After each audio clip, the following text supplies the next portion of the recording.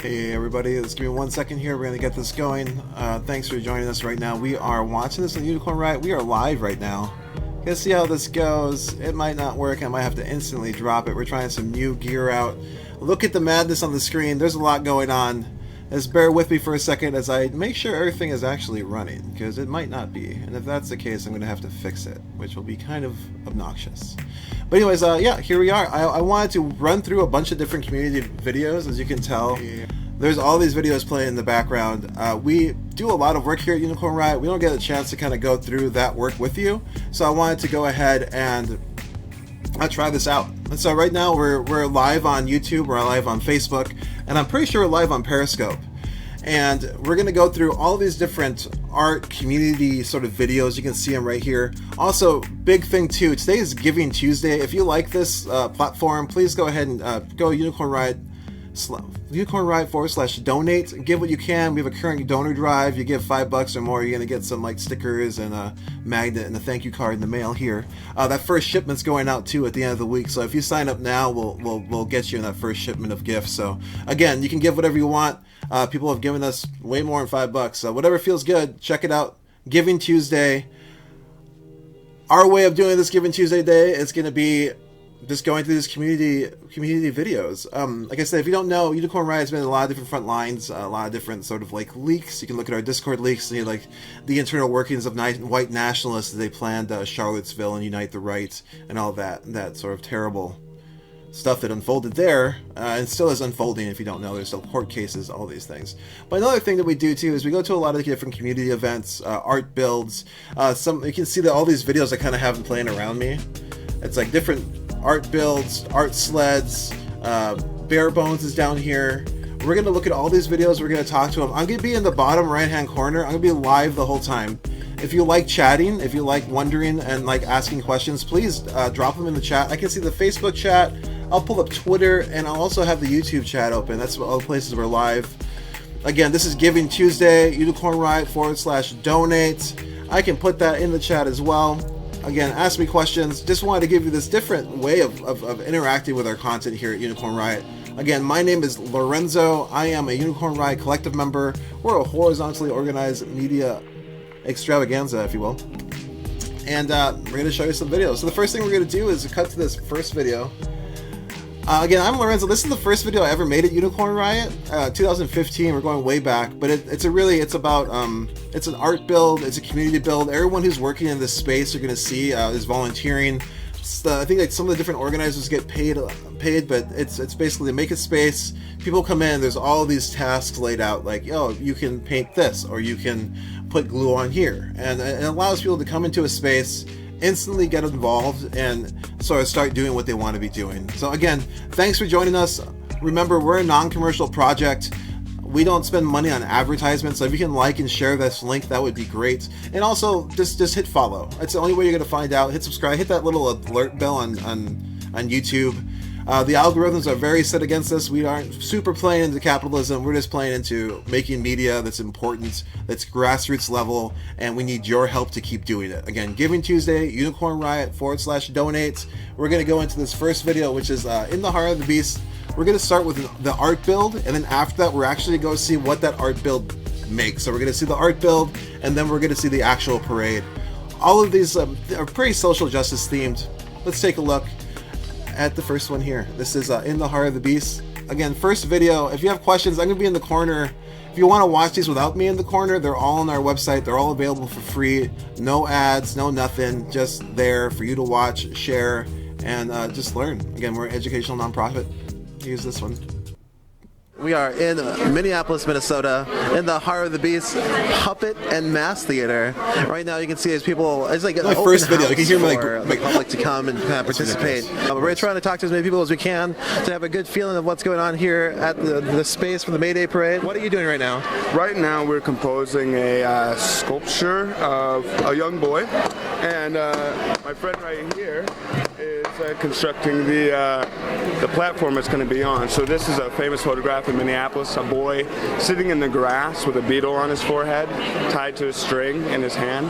So it's kind of an interesting photo. I heard that's pretty popular in Minnesota, and we're going to be putting that on the top, and it's just supposed to be the simplicity of, you know, when we were kids, and when we could look at the sky and life was okay like that.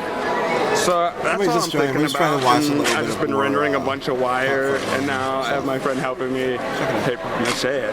That's great. And you're about to see this car, this Cadillac over there, out of cardboard. It's sick. All right, so we're moving through what I assume are like different parts of this build. I don't want to touch anything, so I'm just like trying to ninja back here. We have our camera person. There's supposed to be a Cadillac back here I was supposed to check out. Oh yeah, there it is, cardboard Cadillac. Anyway, so these are a bunch of the floats. Look at this thing. This is what he was talking about, the cardboard Cadillac. Goes all the way over. Coming over here. Oh, we got some music in this booth. We're watching this is the first one we came to that had music. I'm in the corner live. I can see the chat. This section is the Black is Sacred section. We are talking about what is a reality in which white supremacy and black oppression and any kind of oppression is gone. And a lot of the stuff that came through that was kind of this like lightness of your heart, this freeness of your heart.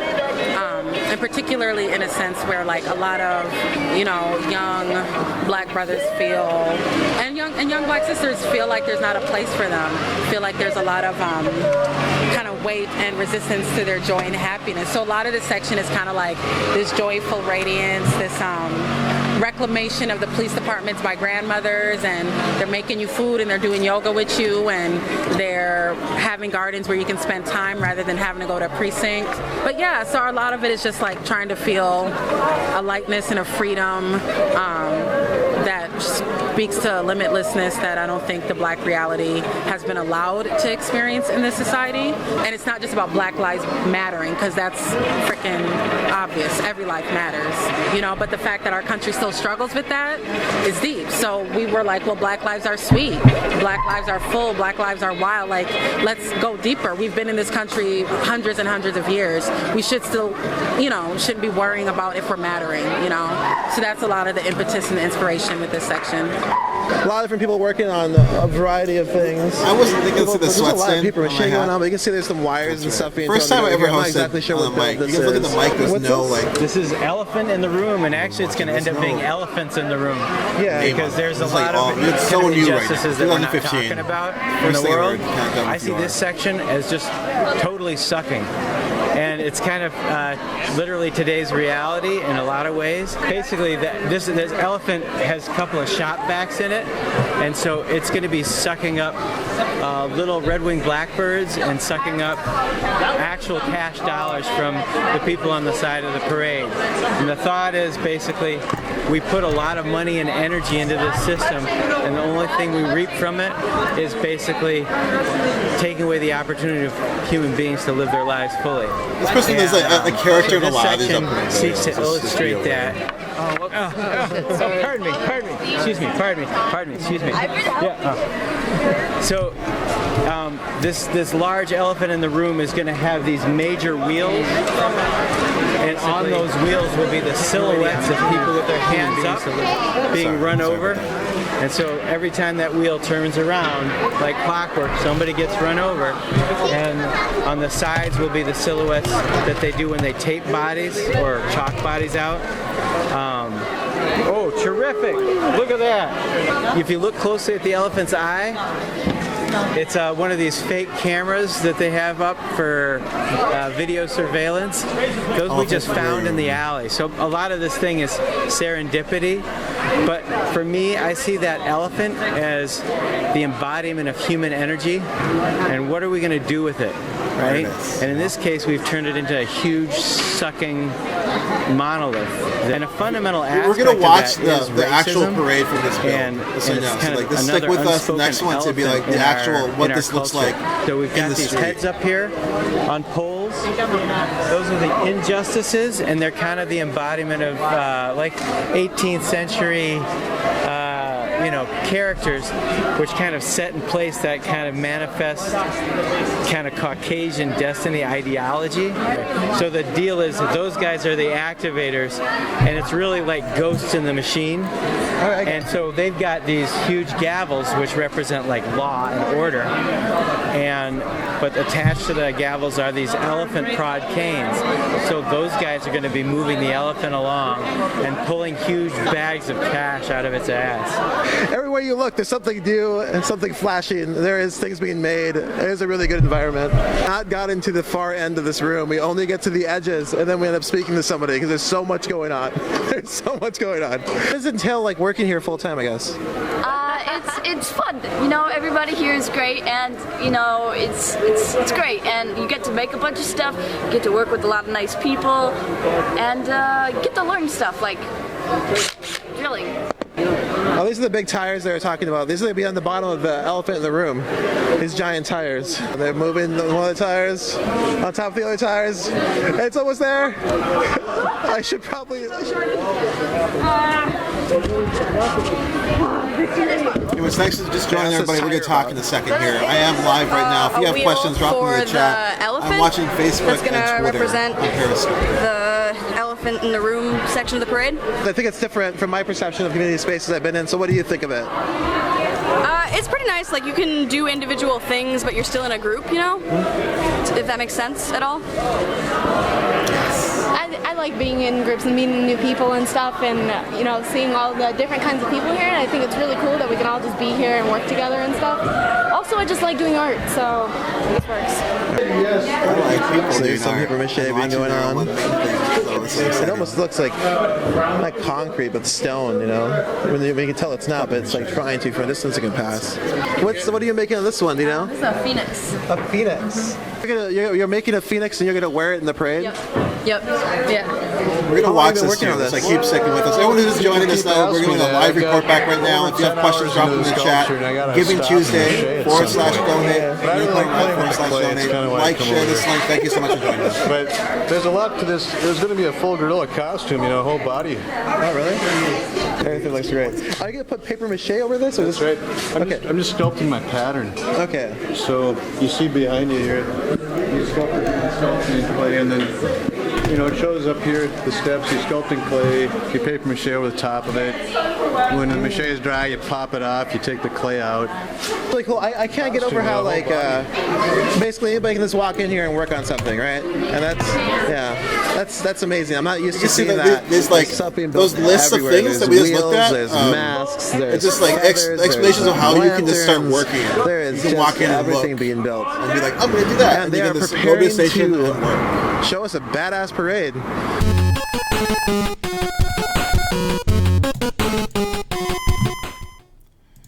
All right, so that was the build, right? So that was the May Day parade build. It's playing in the background now. We just have to talk a few more seconds before we go into the next video. Again, I want to thank everyone who's joining us. You're watching Unicorn Riot. We are live right now. We're doing a little bit of a report back of the different art and community events that we have covered in the past 5-6 years.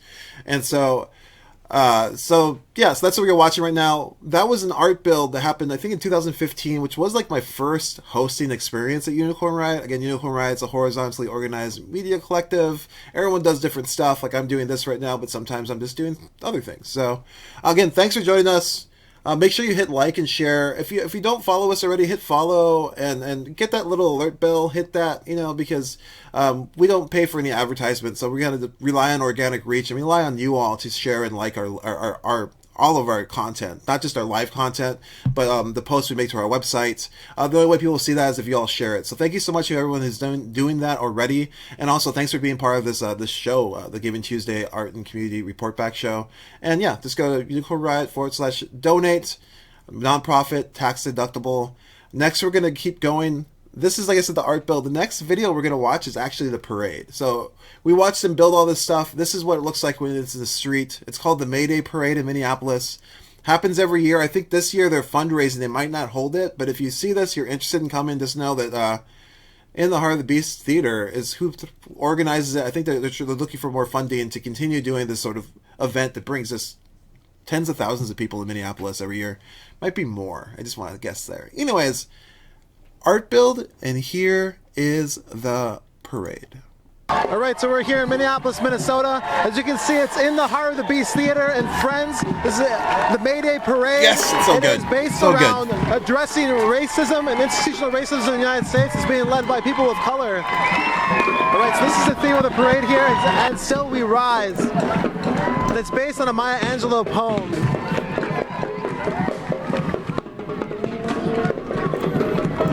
And it's honoring the deep roots in grandmother Africa with a giant baobab tree, aptly named as the African Tree of Life. Okay. You can see there's people dancing all around the tree, which are the tree guardians. Oh, look at the tail! Oh, the tail! All right, here we have this giant gorilla, which I think we saw being made too. So if you have time, take a look at that video. Here it comes. Wow, that is incredible. We watched this be made. It is pretty amazing.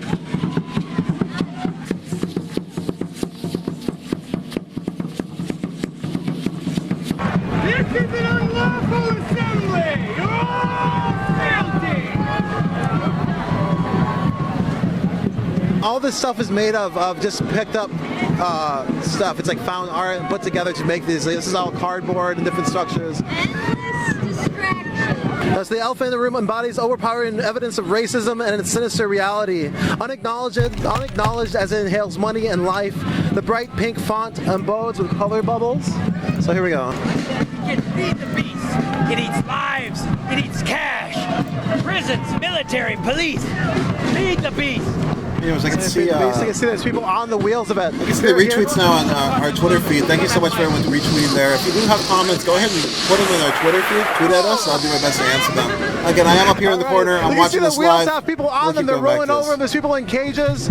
We have more of these judges. This is the elephant in the room, not speaking about racism here in the United States. This artist's rendition of we're being asked to save them. What do we gotta do? I'm just saying. Help me! You guys move back a little bit. They're being asked to move again. So this is Tree of Life. This is a I Can't Breathe float, which is referencing Eric Garner, who was killed by the police in Staten Island in New York City. And we are angry at institutions of racial injustice. We are angry at our entanglement that supports and perpetuates these institutions. We work to free ourselves from the subtle and overt ways in which racism has a hold over us all. We celebrate those who have fought before us. We are ignited alongside the protesters of the Ferguson and the Black Lives Matter movement. We rise with alarm, with purpose, with certainty. Our bodies pulse with internal fire. Our breath joining, empowering a collective call for our transformative energy to build a just world. We rise.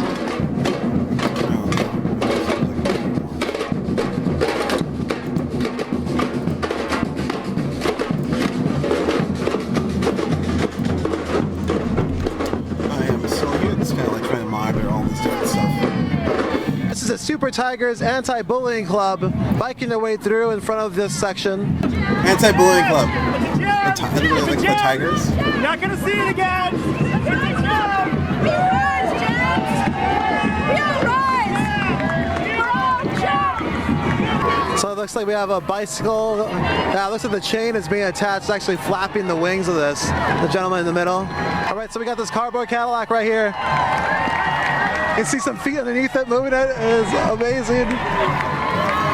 So much in this game. We're going to be talking a little bit more in a second. Who's on there? Oh, yeah. It has some hydraulics on this cardboard, this La Abuela cardboard Cadillac. These are the grandmothers. They're saying the whole police should be given to the grandmothers. The grandmothers are in the front of this section, the blackest sacred section. Super awesome. You can see some people underneath who are manipulating the hydraulics. People are chanting Black Lives Matter here in Minneapolis. Black Lives Matter. Black Lives Matter. Black Lives Matter. Black Lives Matter. Black Lives Matter. Black Lives Matter. The crowd is chanting along. If I didn't define myself for myself, I would be crunched into other people's fantasies for me and eaten alive. I mean, Lord. Yeah, this is a sacred section. They'll talk a little slower. The autobiography of Malcolm X is over here. We have some Baldwin, some books here. We got some Baldwin. Black Star. 7 more videos after this. So if you got time, let's get comfortable. We're going to talk a bunch of art and community videos like this. Similar videos to this.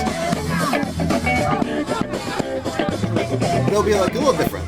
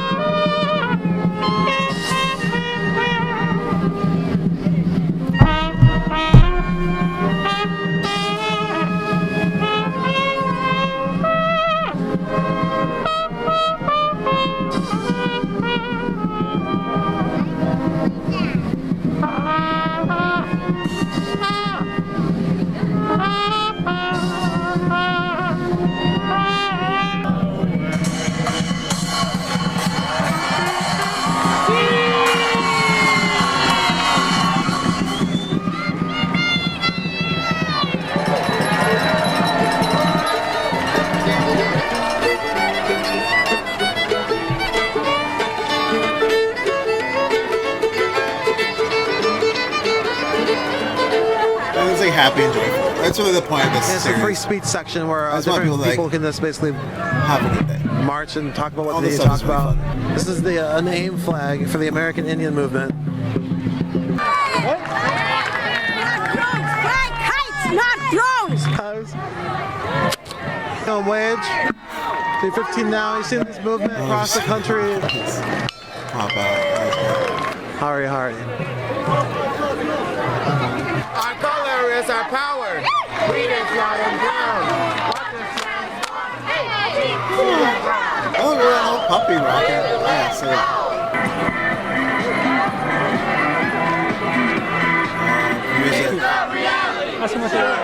This is showing you like the end of the parade has this free point where anyone can come and be. That was that part. It wasn't, a little more amorphous.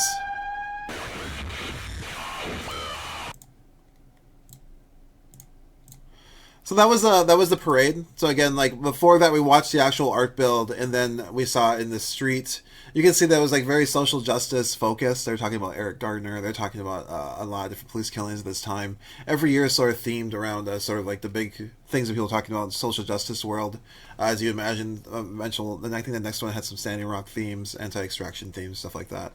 Anyways, again, you're watching this on Unicorn Riot. This is live right now. We want to do this Giving Tuesday sort of marathon to give you opportunity to like see some of the work that we've been producing in a little bit different way. I'll go back to our main screen here. It's a little madness. Wow, lots of stuff going on. We watched 2 of these videos so far. There's like 5 left. Set 1, 2, 3, 4, 5, 6, 7 left. Whoa. So again, it's gonna be a little long show, but a pretty good overview of like the different arts and community reporting that we've been doing that isn't like as focused on front lines or isn't as focused on like in the trenches or whatever those words people like want to describe things about, but more focused on like going to a community event, talking to the community about why they're passionate about whatever's bringing them out, and then just showing it. The next thing we're going to look at is actually the art sled, which I'm a big fan of. We're going to see 2 videos, 2 years of art sleds. It's sort of like 2-minute videos. They're not very long, but I thought in the scheme of winter and then being stuck inside, this is kind of one of my favorite things I witness here in Minneapolis all the time, where they just bring a bunch of people out. It's free for the public. You can just come watch these people shoot down and with these sleds that they created with their hands, and there's a lot of crashes and joy and happiness. So we're gonna check it out. Okay, thanks again. Giving Tuesday, unicornriot.ninja/donate. I think that the software we're using to kind of make this happen is it's like $75 a month. So it'd be cool to be able to get to that many recurring donors, and we can probably do shows like this and start incorporating more and more shows like this throughout that time. So it's a bit of money. Everything costs money. Us producing this costs money. Every piece of content we produce costs the organization something. So thanks so much to all our donors for making that possible. And let's check out these videos, this art sled videos. Again, mostly focused on joy, but joy is worth it. So let's go. That's in the beginning.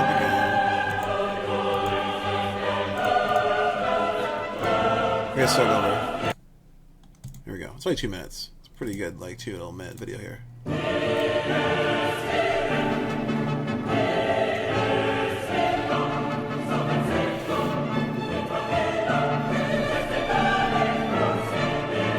Listen to people like, yeah, it's madness. There's all these people, like you see, all the people who are hanging out. Disasters, constantly. But it's pretty awesome. Look at this thing. Who made that? They did. Pretty incredible. There's a motorcycle, art sled motorcycle. Ew. These are all my favorite things. Let's show you all my favorite things.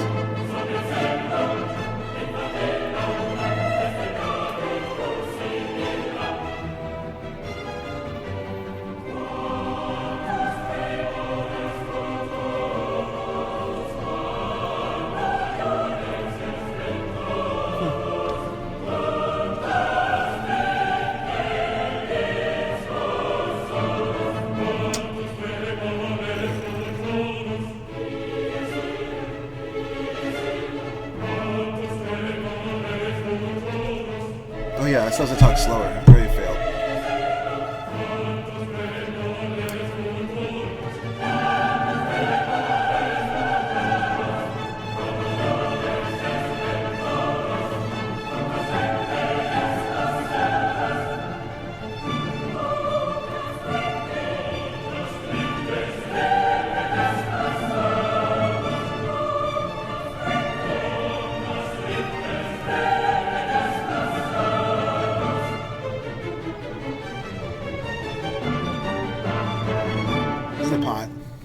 Alright, we're gonna go straight to the second one. These are just art sled videos. They're like my favorite. We kind of cover this every year. I think it was like 2017. This is the beginning of it. We're still in 2015. Ah! This is Minneapolis, Minnesota. This is Powderhorn Park. The 2018 art sled. Camera got better. You can see that their camera got better. We're gonna watch people put something together for the sake of it, bringing people together. This year we're gonna have a pretty fast art sled. Oh yeah, we got some smoke coming out of the steamboat here. Yeah, everyone gets pretty like wild with the things they make. If you like this, it's actually like an hour and a half long live stream. I think it might be like 720p, maybe 580p. You can watch it from start to finish. It's good background and just watching people crash. You know? And all the art, all the sleds are pretty neat. You know, they're pretty different. You can tell people put a lot of work and love into them, and they just gotta go down once and you know, this one's smoking snow. And they fly apart. I mean, I don't know. It's a lot of fun. I think Adventures in Cardboard makes the event. I don't know if there's registration fees or anything, but I know that anybody can walk up to the hay bales there and just watch. Going fast. It's gonna hit the. It's apart. See, it's heading towards the wall. Going backwards. Oh, a little bit of contact. Flipping around. Spin around.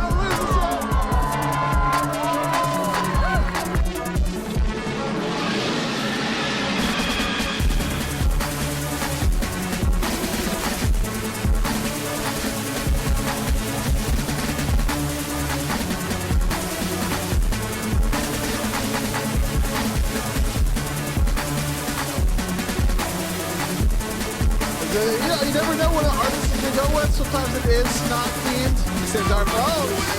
Snotty rocket straight to the wall, but it's still coming. A little sideways now. You can see the snot. A big round of applause! That's some good speed. Oh, yeah.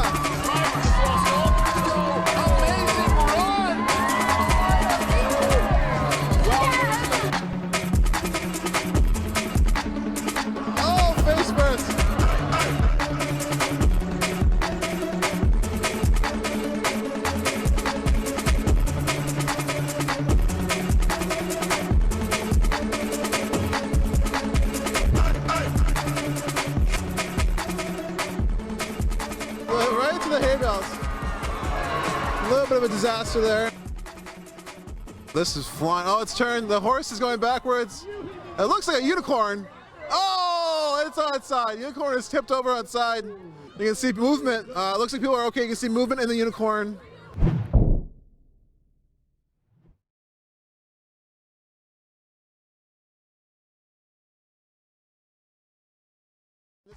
Minnesota. This is Powderhorn Park. The 2018 Art Sled. I feel like it's a really good community event and really amazing to kind of watch people put something together for the sake of it, bringing people together. This year we're going to have a pretty fast Art Sled. Oh yeah, we got some smoke coming out of the steamboat here. Here comes. Oh, there's a wheel spinning behind us. It's the most incredible thing I've ever seen in my life. Oh, it's going straight for that tree. Oh, goodness in the crowd. People are falling over. Now your volunteers coming down. We can see that some people did not even move. I think everyone. I assume everyone's okay. But they wear helmets.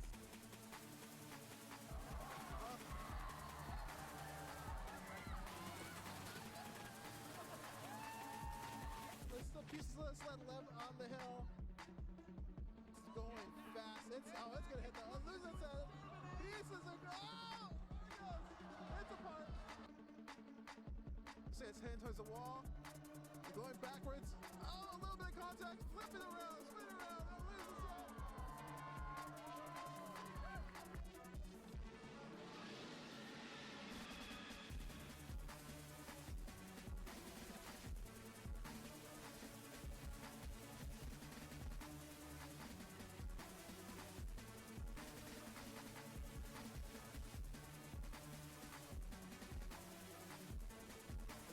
You never know what an artist is going to go with. Sometimes it is snot themed.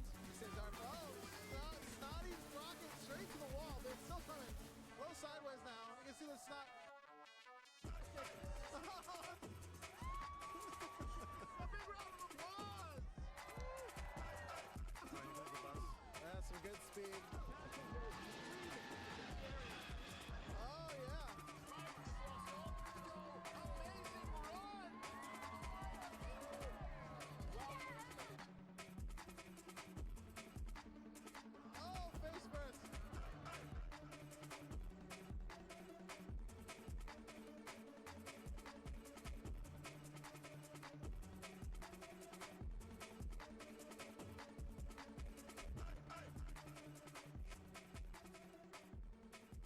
Right into the hay bales. A little bit of a disaster there. This is flying. Oh, it's turned. The horse is going backwards. It looks like a unicorn. Oh, it's on its side. Unicorn is tipped over on its side. You can see movement. It looks like people are okay. You can see movement in the unicorn. Sign that we are making for the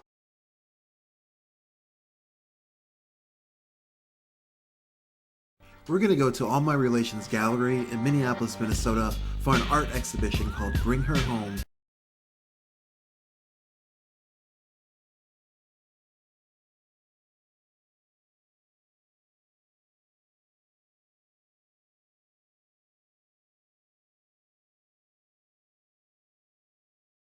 Hey, this is Nico with Unicorn Riot. We're outside of the Bedlam Design Center, South Minneapolis, and inside is a community build workshop.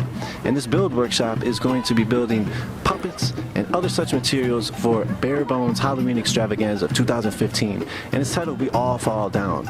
And right now, we are about to go inside and check out what's going on. Follow us. There's 8 parts to the story right now up on the storyboard. Right now we are walking through the Bare Bones community art build. We see paper mache and we see a lot of materials out here. To me, the show is about the collapse of civilization and the resilient networks in nature that will exist beneath and beyond it. So there's a giant corpse and it decomposes, and one part of its decomposition is its eyeball falling off, and its nose falling off, and its ear falling off.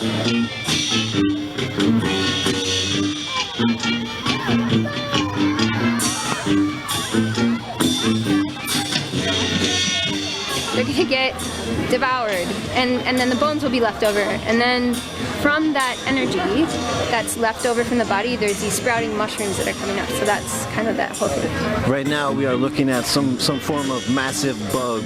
There's a corpse, and but the carrion beetles are hatching out of it and growing and creating new life, and then like nature kind of gets reborn or something.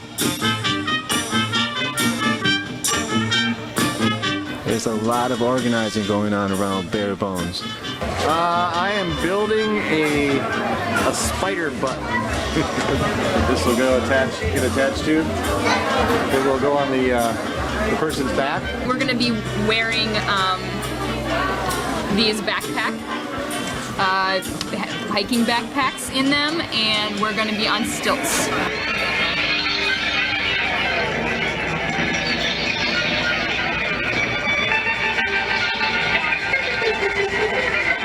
It's like terrible and beautiful, you know? No human life on the planet. What does that look like? That's what we'll see in the show.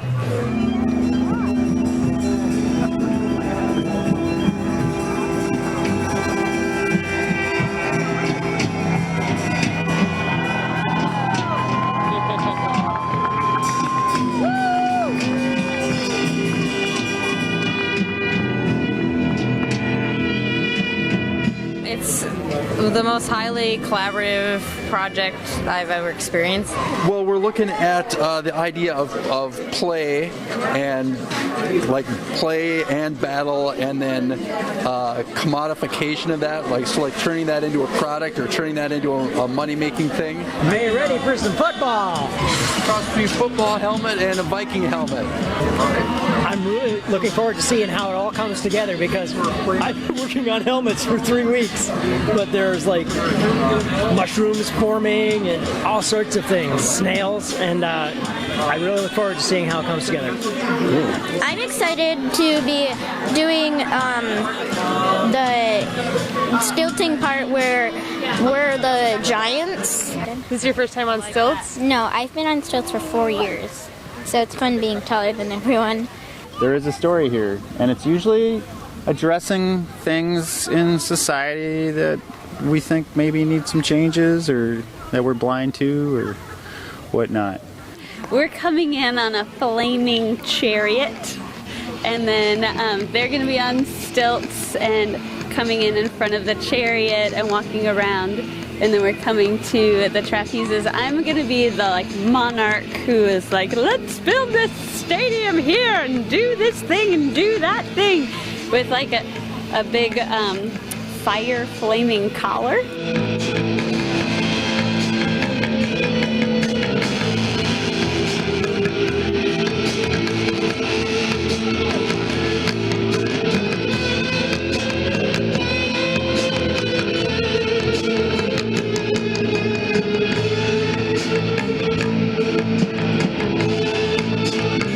I think that it's a great combination of the way we're playing with game and the commoditization of game and how that negatively impacts society. Because, ring around the rosy, we all fall down. But it also speaks to the collapse of civilization, which just really kind of happens in the middle of this show.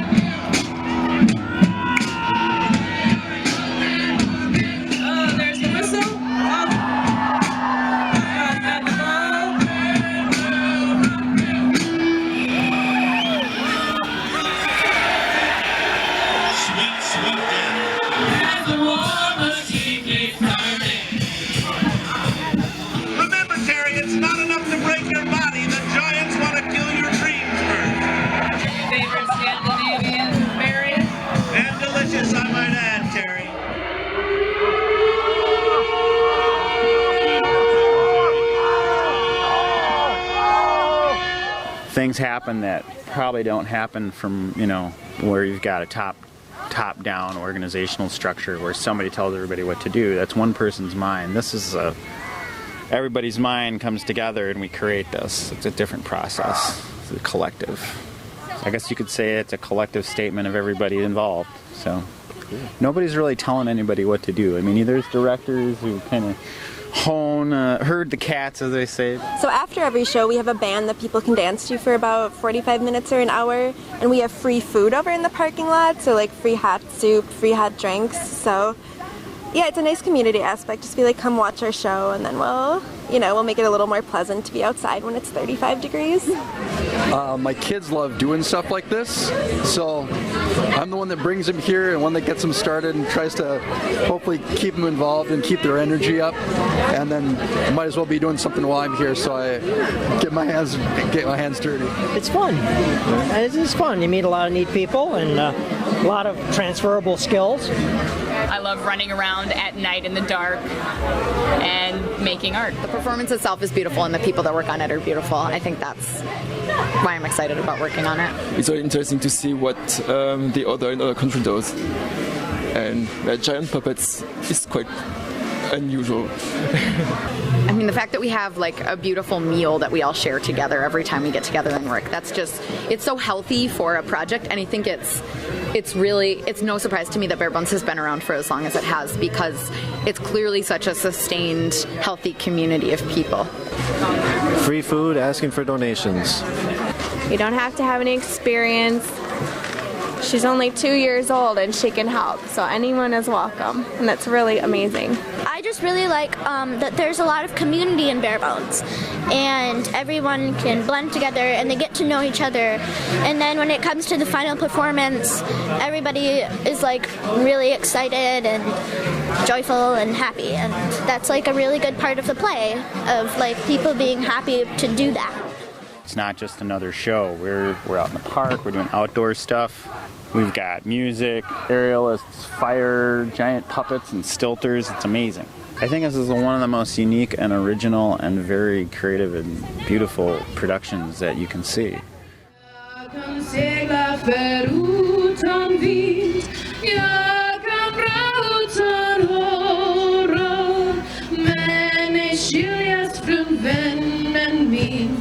Utan att hela tårar.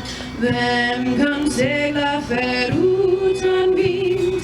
Vem kan dra utan åror? Vem kan skiljas från vännen sin? Utan att fälla tårar. Jag kan segla förutan vind.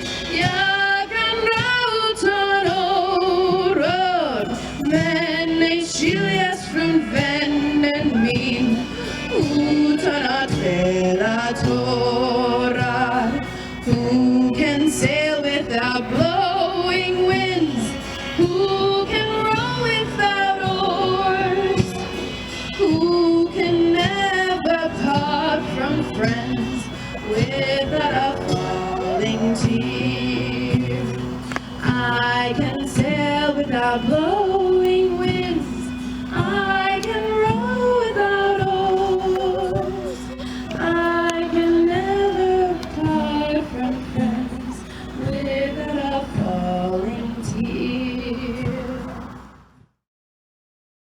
Hey, this is Nico with Unicorn Riot. We're outside of the Bedlam Design Center.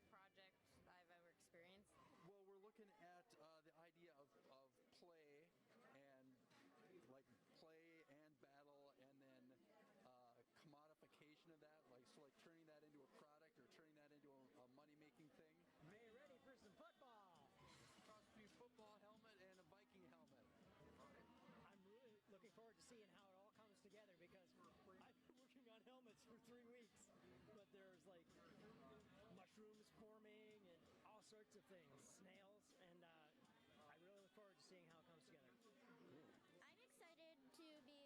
I'm excited to be doing the stilting part where we're the giants. This is your first time on stilts? No, I've been on stilts for 4 years, so it's fun being taller than everyone. There is a story here, and it's usually addressing things in society that we think maybe need some changes or that we're blind to or whatnot. We're coming in on a flaming chariot, and then they're going to be on stilts and coming in front of the chariot and walking around, and then we're coming to the trapezes. I'm going to be the Muted the whole time? That's really disturbing. Wow.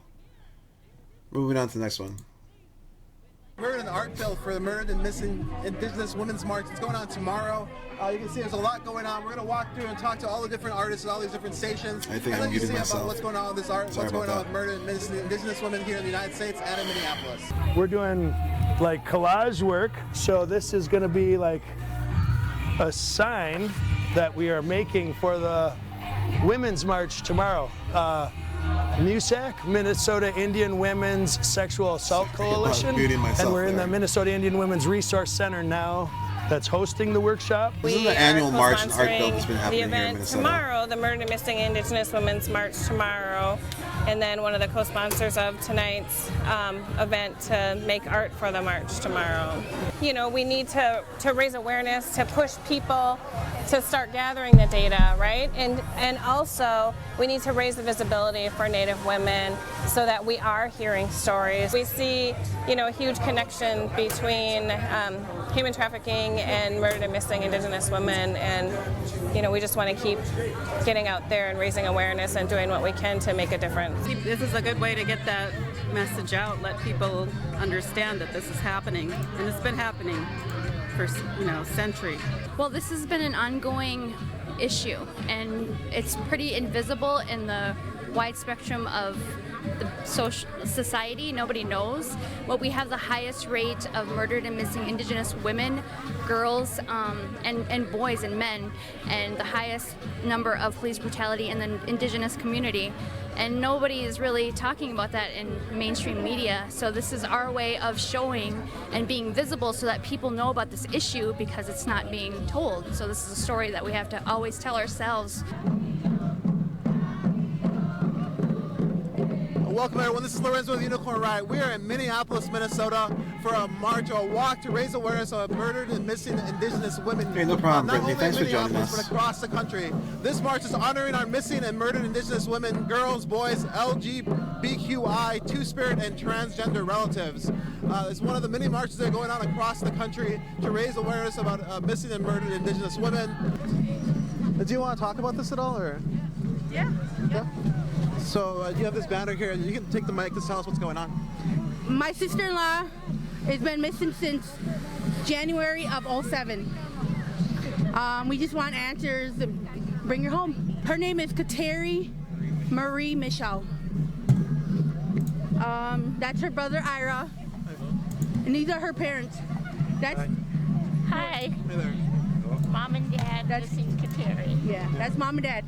Well, it's real close to us here in Minnesota because we have so many local in the state missing. And think about the missing and the murdered Indigenous women in all the work that you do. And that's what we're trying to bring in allies to support the work that started here. So think about how can you incorporate those Indigenous women and think about their lost lives. How can you incorporate that into your work and come help support the movement? Thank you. Thank you. We're marching for stolen women on stolen land. And we're still a colonized people. We're still having to negotiate our basic rights as Indigenous people and Native people. And the fact that we have to come out and do this to bring awareness, and where's all the allies? They should be just as outraged. I'm just really proud to be here with everybody, and I'm a woman who's lost family members too. We all have. A lot of us have, and we understand the whole thing. But I really, I don't forget them. I remember them. I think a lot of times about what they would be doing, and I mean they'd be here. This dress was made by a woman who died really violently, and but just to say her name was Leslie Walkingock. She was one of my sisters. But my point is that they, what work would they be doing? Yeah. Let's do that. Let's live for them, So that's a little different, right? It's still a community event. You still have art build, bringing all these people. There's food there, conversation. There's people sitting at tables, just talking to each other. You can follow us on Twitter. You can follow us on live stream. You can follow us on Facebook. Check out our website, unicornriot.ninja. Thanks for joining us today.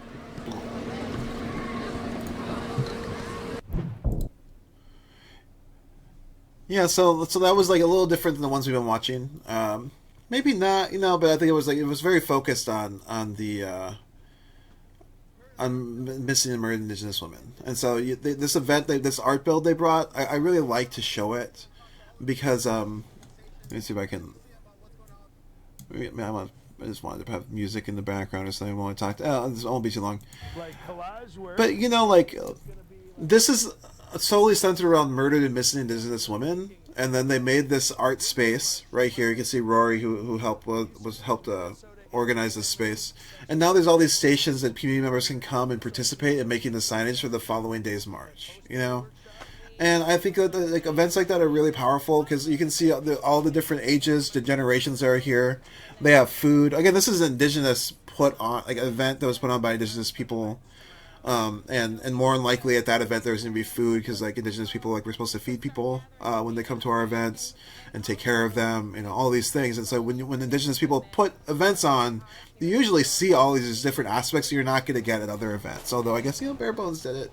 Maybe have food, but it's you bring people together, you got to try to take care of them, and so there's a lot that goes on into that in events like this. And I really like, Lori Youngbird was eating food and also speaking to local community members right next to them, So there's these tables where people actually weren't doing work, but they were still communicating with each other, talking to each other, building relationships. Something that we like to talk about, I think, in the private circle, I don't know, is building solidarity. People talk about solidarity all the time. You're just supposed to have it, whatever. But some people take time to build solidarity with different communities, different their neighbors, and so when things happen, they know that they have this bond already that they've been working on. Anyways, I love this event. I try to go to it every year. If you are interested, there's live streams of this march and of the art build, which I think the art build's 40 minutes long. This march might have been an hour. We talked to way more people than you see. A lot of walk-in too, but if you like it, just check it out, unicornriot.ninja. You can see the full thing. We're going to keep on this theme of missing and murdered Indigenous women, community events, art builds, different things bringing attention to this ongoing epidemic in Indian country and across, where colonization is taking place, where extraction processes are happening, where they're creating man camps. Usually there's an uptick in kidnappings of Indigenous populations in the area. When we talk to these people, you heard them say, this is this person's relative. All these relatives around them are marching to bring awareness to Katari here. And then we talked to Winona the Duke, and they're like, oh yeah, this event, or this affects a lot of people. A lot more than I think folks who aren't dealing with this experience. If you go into Indigenous communities, somebody knows somebody who's gone missing, somebody knows somebody whose life has been taken from them. This is a common thing. And so I think when you get these communities together, you start talking to people about what's been going on and who's gone and who's been missing. It's pretty devastating. It's a hard thing to acknowledge. And I think that most in our society, we don't want to acknowledge all the hard things because there's so many of them. But this is definitely something that Minneapolis has been in the streets out constantly, and we've been following as well. And hopefully we'll keep bringing you updates on the push for the task force to actually get the data on how many women are going missing. And just they keep seeing the community come together to empower each other to do something, and also to just help each other to ensure that they have each other's support. All right, so the next video is going to be a similar one, but it's an art exhibit. So we're going to go. It's an art exhibit that happened in Alma Relations Gallery. All the artists' work was centered around murdered and missing Indigenous women and people. It's co-hosted or guest hosted by Angela Two Stars, who was the curator of the exhibit. They took the time to walk us through and sort of talk it through it all, and we made this video to show you. So again, thanks again for your support. Giving Tuesday, unicornriot.ninja/donate. And again, we're non-commercial. Please hit like, share, follow. It's the only way we're going to be seen as organic reach continues to be attacked, as all these platforms continue to monetize more and more to try to extract more funds out of all the people who use them. We are definitely feeling the effects of that, since we don't pay them for reach, and that's what they want us to do. So we need your help, your support. Like, share, make sure you hit follow, get alerted, and also, like, if you can, give what you can. Giving Tuesday show, art and community. Next up is Missing and Murdered Indigenous Women, the art exhibit at All My Relations Gallery. Let's see if I have it listed right. Here we go. Thanks for being here. And again, I'm watching the chat. If you say something in the chat, I'll say hello. Here we go. We're going to go to All My Relations Gallery in Minneapolis, Minnesota for an art exhibition called Bring Her Home, Stolen Daughters of Turtle Island. We're going to talk to curator Angela Two Stars, who said they'd walk us through some of the 16 Indigenous artists featured, whose art speaks to the epidemic of missing and murdered Indigenous women. This is an issue that is ongoing. We're still affected. You know, it happens daily, and the art is still able to be ongoing, to be able to talk about it. These two dresses over here are from Marita Growing Thunder. She's an activist with MMIW. She created ribbon skirts that she sewed and wore every day of her senior year of high school. And so she shared these two pieces with us for this show. And the way that I have it displayed here in the gallery is that when a woman stands here, she becomes one of three. And the statistics that face Native American women is that 1 out of 3 will experience sexual assault or violence. The blue represents water cleansing, tears and sweat, detoxifying emotionally and physically. The purple represents healing from and awareness of domestic violence that stemmed from boarding schools and resulted in the deterioration of our traditional family systems. Linda is actually an author, and she wrote a novel that's coming out shortly titled In the Night of Memory, and that tells the story of the disappearance of a Native woman and the effects on her family and community. So he's got the upside down flag. Refuse to be unseen, he says. There's so many out there too. And she has these little circles beaded through this map that highlight where Native women's bodies were found. And Montana's not a good place right now for Native women.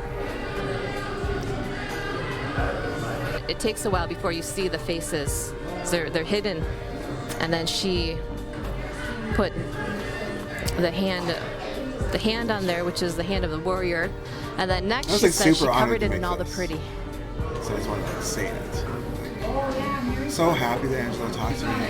So happy I could be there. This is called Safe Place, and it's made out of turtle shell, rabbit fur, braided sweetgrass, rocks, buckskin, sinew, seed beads, metal hoop, wire, seder, siege, sweetgrass, tobacco, and human hair. The little girl laying in the turtle shell is someone's daughter. She wears the hair of her grandmothers like a whispering crown of string. She lays next to her 7 grandfathers, rocks of knowledge. She wears a medicine wheel and holds medicine inside to keep her well. Cedar, sage, sweetgrass, tobacco, Mother Earth, Turtle Island, cradle her softly in this safe place to rest, a safe place so that she may come home.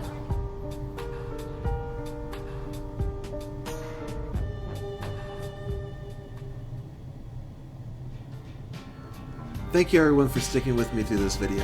If you'd like to see the full walkthrough of the art exhibition opening, go to unicornriot.ninja for the unedited recorded livestream. Special thanks to curator Angela Two Stars for walking us through the Bring Her Home, Stolen Daughters of Turtle Island. May I have like another art opening on this? Is just one of the many ways Indigenous communities are making visible the ongoing epidemic of missing and murdered Indigenous women. Videos like that. People continue to hit the streets and rally to raise awareness and demand justice. If you appreciate our independent media coverage, please consider checking out our Support Our Work page. All our media is free and not behind any paywalls, and that's only made possible by donations from people like you. If you like this sort of coverage, please consider supporting Unicorn Riot.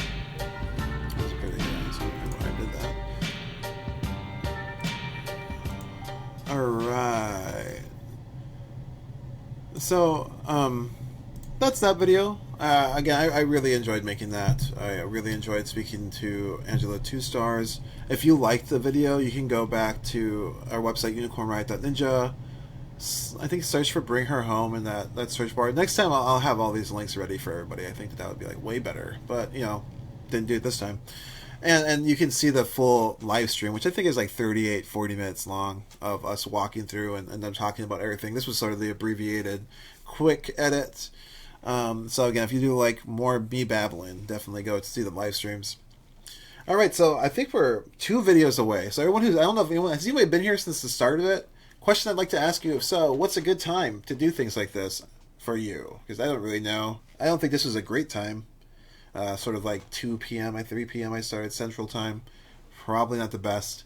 I just get really excited to try things out when I get them in my head. So that's what happened. All right.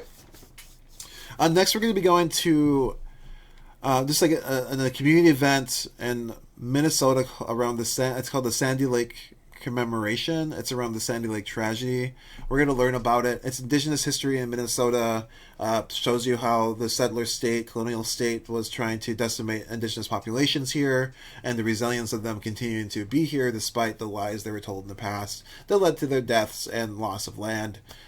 Sort of what happened. It is what happened in the United States. That's why I'm telling it that way. I know that there's, I guess, debates. I don't know who's debating it, but anyways, the story of what went on in northern Minnesota. We've still collecting it. I've been listening to it and trying to figure out how to share it with you all. This is thankfully one of the things that we were able to share with you. It's the Sandy Lake tragedy. You'll see the video I did on purpose. You know, you'll see like different age groups, like elders and youth, all telling the same story, and that wasn't a mistake. I just thought it was nice to be able to see how this story is transferring from like the elders who have been holding it and transferring it on to the youth who are now telling it. And that's sort of like how our history has carried on, is us telling each other stories. So thankfully I have this story here in this version of it. You can look it up again, Sandy Lake tragedy. Well, we're just going to learn about it. I'm going to tell you more, but here it is. Again, that quick thing. If you do like this content, go to unicornriot.ninja/donate. Give what you can. Also, make sure you hit like, follow, share, subscribe, get alerted, all those things. We are a non-commercial platform in a world that they want us to pay for reach and advertisement. We reach a lot of people, do a lot of the breaking news, frontline stories that we are at. That's probably why you heard about us. We were at some frontline thing, getting hit by, rubber bullets and tear gas and all this horror, and like everyone's like, oh, let's go check it out. But we're also doing art and community events. We're also making live streams around artists who are creating art that's centered around murdered and missing Indigenous women, around art builds for marches. We're doing community events that bring people together to talk about and consider the fact of death in the world. Again, I say that, and this society does not talk about death. They assume everyone will live forever. All the actors are like 20, and that's it. Like every new star is always in this position of youth, and then you have like these the people who are elders sort of like get to make films. But if you think about it, the focus is usually like either older generation to adhere to like those generation of people, and then like trying to make these new young stars to tell these same stories over and over again. And it's because our society doesn't like talk about death. I just made that up. That's how I feel about it. Cool. So next up, we're gonna go to the Sandy Lake tragedy. Let's start it before I keep babbling. Again, I can see the chat. Thank you, Brittany, again for saying hello. Anybody else wants to say hello, please drop it in there. I will respond. And here is the video.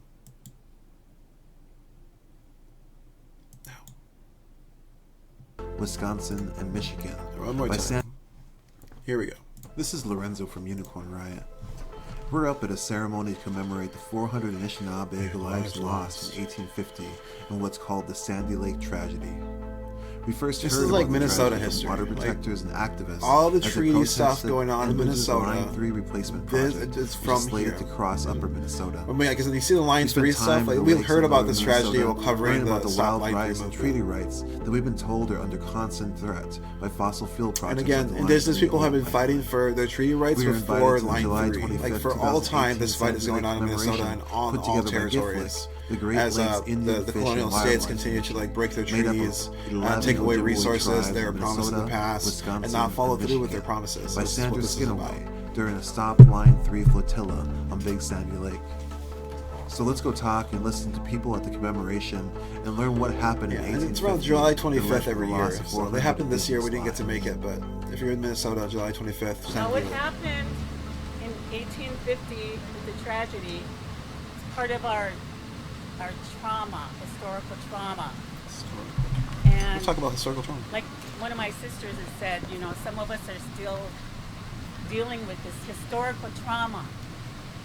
And ceremonies like this to remember those who were lost is helping with some of that healing process. Well, what happened was back in 1850, right around when we were supposed to be getting our treaty annuity payments. So like whatever money, food, flour, you know, to essentially pay us because we were giving off ceded land for farms, from what my grandfather was telling me. They came in by canoe, you know, they kind of relive some of that today as they came across on, you know, from the East End. But a lot of people in those days, that's how they came in. They came in by canoe. When some of us came out here, you know, we came from all over the bands. You know, some of us from Red Cliff, Wisconsin, Bad River, Wisconsin, Red Lake, Grand Portage. You know, we traveled, you know, a long ways. For annuity payments. The payments were always done on Madeline Island before. So they tried to get the tribes out of Wisconsin to come here in Minnesota. They came in the fall. When they got here, the tribes got here, there was no money, there was no goods, they had very limited food, and what food they had was contaminated food. When we finally got up here, they told us, oh, the payments ain't in today. Come back the next day, tomorrow, 2 days from now. A lot of people got sick and died, and they waited for the payments to come, and they never came, so the tribe said, we're going home. So they started trucking back home in the winter months. They end up keeping them here, you know, and then they traveled back, and we lost a lot of, you know, our relatives coming back home. We couldn't bury them, so what we did was gave them a little bit of tobacco and food for their journey to the spirit world. And that's Sandy Lake. That's what happened on Sandy Lake. It's events like these that open my eyes to a larger history that our people hold, something that I was taught to forget through an American education system.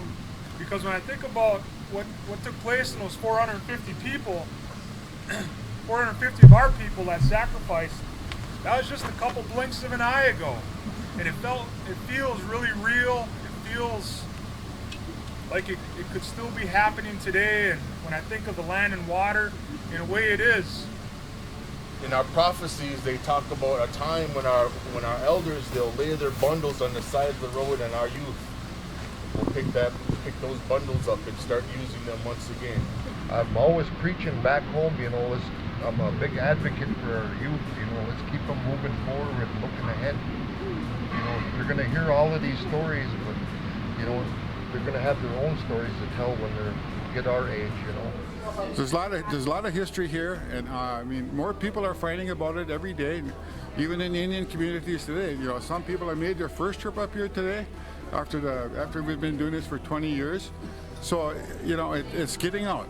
People are coming here to remember the people that had died here. But it's a lot to remember our ancestors, you know, and trying to remember them in a good way, and doing things for ourselves in a good way for our future generation. There's always a meal, a feast with the ceremony. So this is what we set up early in the morning, about 8 o'clock, and we fry until it's done. And what time is it? 1:12. So you've been here for 5 hours? Yeah, and we probably won't be done till around maybe about 3 o'clock. But it's a good day. We enjoy coming here every year. It's awesome. The people are awesome. Everybody's awesome. It's just great. It's a really nice ceremony. Mo Lake brings the walleye, and then the whitefish is here. The walleye we fried first, that's already in the building for the feast, and now we're finishing up the whitefish. This is whitefish. Whitefish. We already did up the walleye. This here's all whitefish. All of it. Yeah. We would like for everybody to eat it up because we don't want to take nothing home. Right on. This line here is the food line, See, it starts back here. Oh, I'm sorry. It starts back there. It starts back there and it goes all the way up here. Supposedly the food's real good. I don't know if we're gonna get a chance to get any because we're filming, but that's how it goes. And it is how over it the goes. years, this has been growing tremendously. You know, I think last year there was over like 350 some people here. Today, I'm sure we're going to top 350. So we have this large gathering now. I think there's a big responsibility with that as well, because they do not teach this in the school. They still teach Columbus discovered America. Thank you for taking the time to watch our video on the Sandy Lake commemoration. If you'd like to learn more, you can go to unicornriot.ninja and read our article, Commemoration for Sandy Lake Tragedy Seeks Healing. The article includes old maps that show the path people took from Mandolin Island to Big Sandy Lake. Thank you to everyone who spoke with us, and thank you to all of our donors who make our work possible. Continue to follow us for more stories surrounding the Stop Line 3 pipeline fight, and donate to Unicorn Riot to support non-commercial independent media like this. Alright, that was the Sandy Lake tragedy video. Again, there's a live stream of it. It kind of got broken up. My plan was to make this like unedited sort of event and then do the video. It didn't quite work, but if you go to that Unicorn Riot post, you can see the live streams. I think there's 3. I had to go down a few times because there was ceremony and prayer. Can't really film that. Anyways, and I think that's an important part of history, and also like I think that people need to understand what happened in the past a lot to understand what's happening right now. You know, this is like what happened in Minnesota in 1850 to tribal, like, indigenous people who are here. It's not like that memory is very, like, goes away. It's pretty traumatic to think that, like, the nation you're part of invited you to follow through with the obligation they wrote down. Like, oh yeah, we make you this promise to give you these things in this treaty. And then if you look, they purposely brought them here and then didn't give them the food and held them here till like the winter came, and they were doing it to try to get them off Mandolin Island to colonize that and settle that, you know, and they just got these people here and then starved them to death as a tactic to take away their land, you know. And that's like a common story in of United States story. You know, this is not like, as sad as it is, there's events that go along like all over the country commemorating different massacres and trying to honor these ancestors who went through this, trying to, like, you know, support their people and acknowledge their people, you know. But it is hard, you know, like it's a traumatic event. So like you're coming here and you're also sort of reliving this trauma and remembering this trauma to honor the folks who are passed. And it's like, you know, people ate and it was nice, and again, you have these conversations and this building of community and this outpouring of viewing, like community being there, like they're so there, and you can just see it from all over the place coming to stand together and commemorate those who were lost, but also celebrate the life that is here, you know. And I think there was a point where I was having a hard time just talking about that, how like we keep having to have these commemorations about these tragedies, and like we come together to like remember these tragedies over and over again, and it's tough, you know. It's like we want to celebrate too, and there's so much trauma and things that happen that it's hard to make that space, I think, sometimes. Anyways, again, I'm gonna go to one last video. So I want to thank everyone. I don't know if anybody has been here since the start. Please let me know. I'd be interested to know that. Again, if you are, so I think we're going to keep working on this to figure out how to produce it a little better. This is like a rough draft, I'd say. Thankfully, Unicorn Riot was okay with me just trying it out. And I really do learn my best just trying things out. And I don't really do well when I can't mess up. And so I'm thankful that I have the freedom to try this out. I did practice it, but try it out. And like, you know, maybe it's messy, but the goal is to like refine it, and eventually we're going to have this kind of well-produced, maybe hour-long show or an hour and a half that goes through our content and shows you it in different ways, and then hopefully engages our audience in different ways. Again, our audience, I think that follow us, is like 300,000 people or 270,000 people, and who literally follow us. Our reach is much more fantastic. But in the end, according to the organic reach we get from these videos and who's actually seen from our followers, it's a small percentage. Along with the people who are donating to the org is a few hundred people when we have hundreds of thousands of followers. So we're hoping that we do build that base further. You know, Unicorn Riot Unicornriot.ninja/donate. If you want to donate for Giving Tuesday, be part of that push, that'd be really helpful. This is what we've done so far with that support. Like I said, it's a few hundred people compared to like the hundreds of thousands who follow us. So just imagine if we were able to even get to 1,000 people supporting us, we would be able to do so much more. And this is what we've done with very little. All right. So again, like, follow, share, subscribe, get alerted. Only way you'll hear about us. And thank you for everyone who's been doing that. The last video I think is the Signifying and Testifying Storytellers video. This Black Storytellers event that happens in Minneapolis. All these oral storytellers come, hold the space, share stories, and it's pretty amazing. Like, I'm really interested in oral tradition. Again, I have an Indigenous background. I'm Mexican American. I identify as a Chicanx person, and my people were on the land at one point, and that was sort of torn away from me through colonization. All this fun stuff that happened in settler colonialism and Christianity, everything sort of eating away at this ancestry that I had. And so I learned a lot of stuff, and also the importance of oral tradition to like the people I come from, and it really drives a lot of the work I do. And this isn't work I did. I think I might have ran the live stream for this video.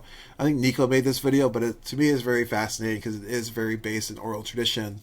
And hopefully, I mean, it's something I talk a lot to a lot of different activists. I feel like when I'm in those spaces is like the importance of having a good oral tradition for your movement, a good way to talk about your movement to each other so people can see themselves in it. I feel like a lot of movements are very closed off and turn into like identity markers of just being, you know, and I'm personally not interested in that.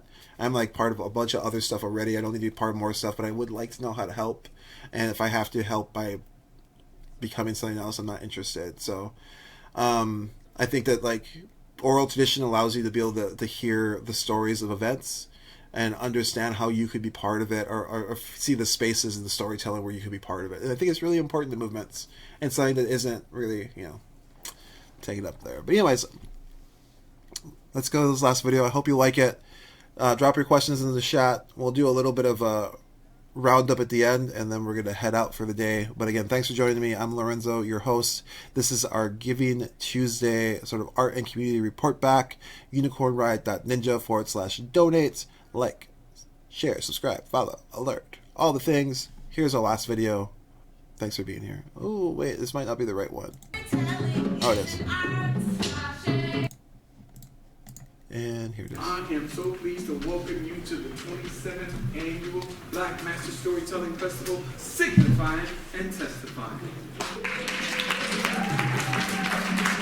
The oral tradition of storytelling is so powerful. It's how we all began every single culture.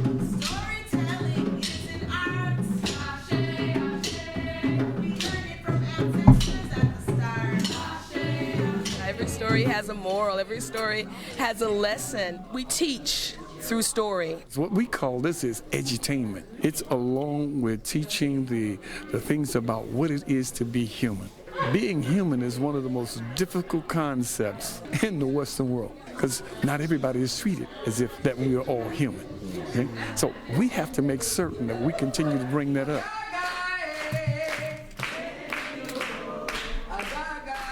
It's very important that stories are told, not only family stories, but historical stories, stories about where we come from, what happened during that time, stories about the Middle Passage, stories from Africa, stories in your own hometown. In this festival, we do specialize in African and African American folk tales. So it introduces all children to the African and African American culture. In the country of Benin, it is custom that the boys in the family must at a time determine what they're going to do with their life.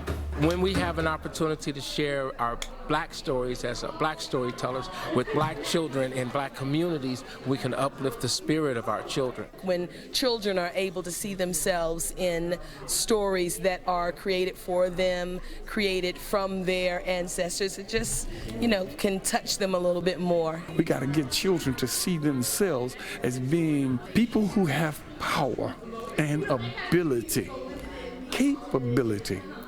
And once they can do that, once they can see that the world is far, far, far bigger It's far bigger than anything that you can imagine and far more beautiful. All you have to do is be able to see that you are part of the world, not just this little thing captured in this one little space and speck called America. No, we are world people.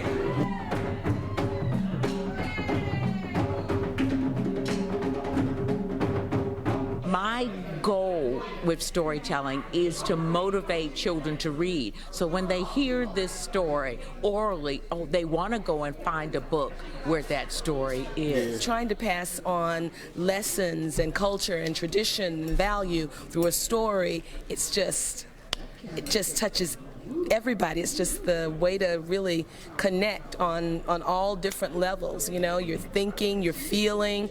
With a storyteller, you're seeing, you're connecting. It's just a great way to teach children. It's a great way to teach us, you know. This is a part of a universal movement to help all people rise together.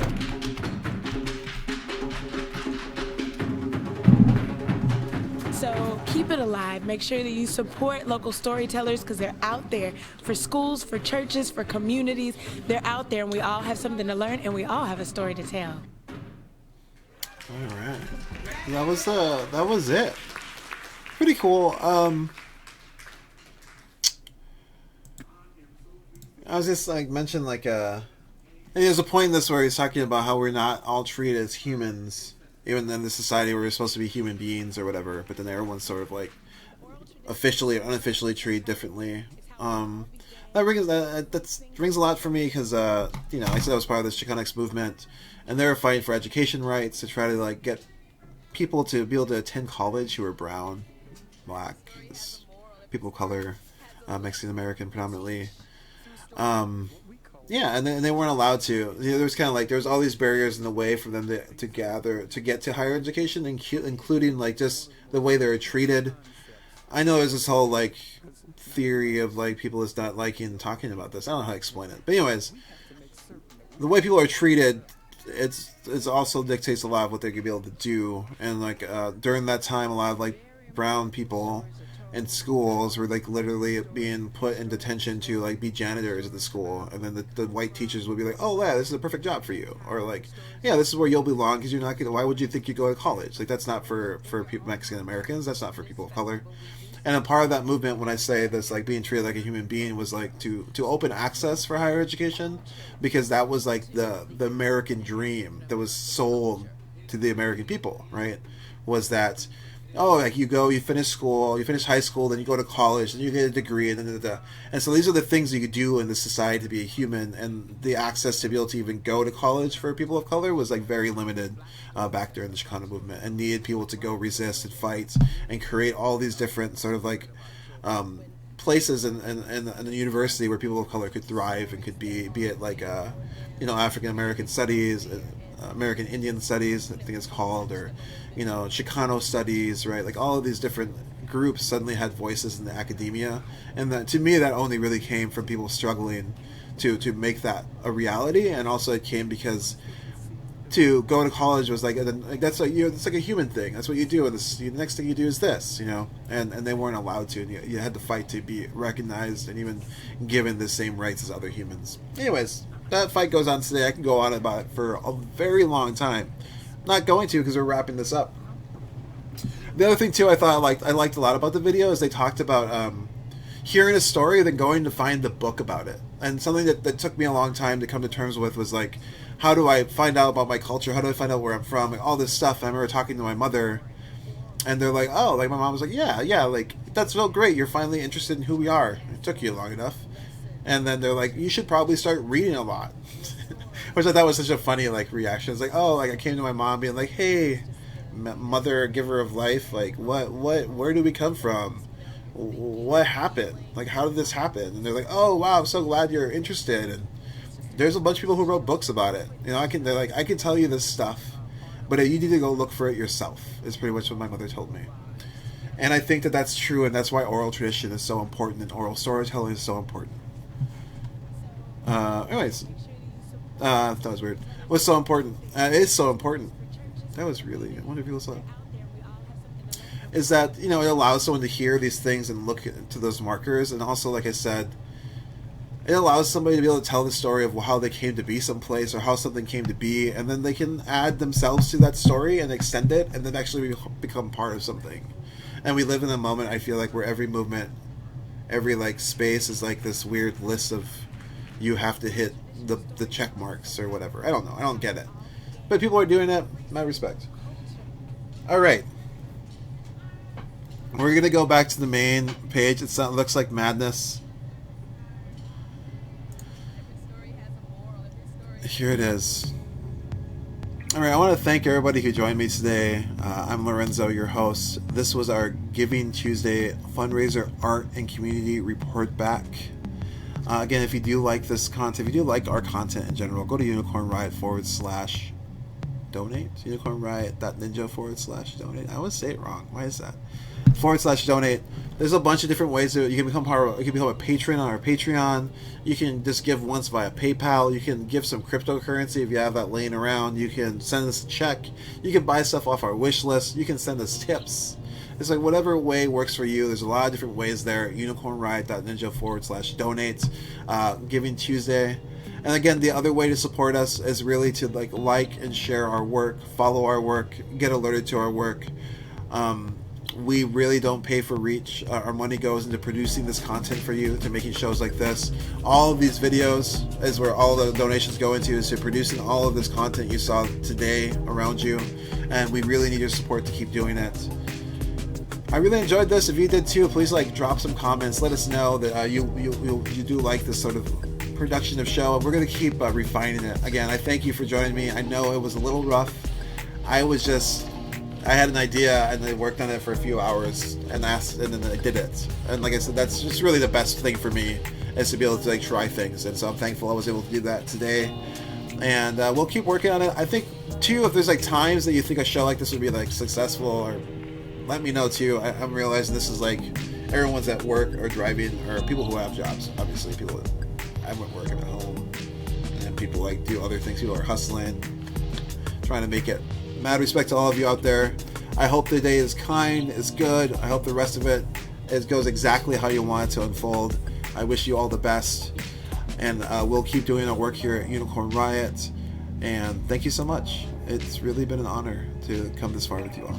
So keep following our platform. Tons more work from everybody here. More stories on the way. And I think probably more live shows like this. I have some ideas of how to refine it a little better, make it a little smoother, and also hopefully get a little more interaction from you all. Again, I would love to have a weekly live show where we are talking to our viewers, our audience, showing you what we're doing, what work we've been working on, and also just talking about what's going on. I think it's fun. I think it's how we're going to build everything. So I think that's it. Anything else I'm missing? We go. So we watched In the Heart of the Beast, an art build. We watched the May Day Parade. We watched 2 art sled videos, which are super community based. We watched that Bare Bones video, which also super community based. And then we went to different art builds around the murdered and missing Indigenous women.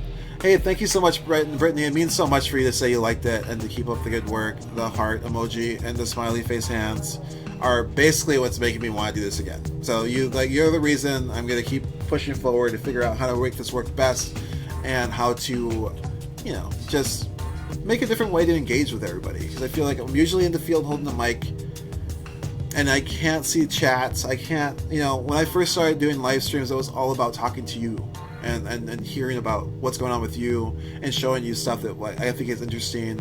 And I think that's really what I want to focus on and really try to take to the next level. I don't know. I hate that saying, but I want to make more interactive live events where I get to talk to you and we get to experience things together. And so I'm going to work on that, Unicorn Riot, with the support of the collective.